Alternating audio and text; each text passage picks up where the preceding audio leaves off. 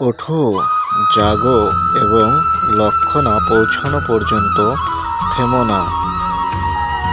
এমন কাজ করে চলো যে তুমি হাসতে হাসতে মরবে আর জগৎ তোমার জন্য কাঁদবে। আমি বিশ্বাস করি যে কেউ কিছু পাওয়ার উপযুক্ত হলে জগতের কোনো শক্তি তাকে বঞ্চিত করতে পারে না। যখন আমাদের মধ্যে অহংকার থাকে না, তখনই আমরা সবথেকে ভালো কাজ করতে পারি, অপরকে আমাদের ভাবে সবচেয়ে বেশি অভিভূত করতে পারি।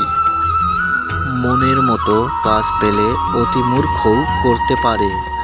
যে সকল কাজকেই মনের মতো করে নিতে পারে সেই বুদ্ধিমান। কোনো কাজই ছোট নয়। ইচ্ছা শক্তিই জগৎকে পরিচালনা করে থাকে।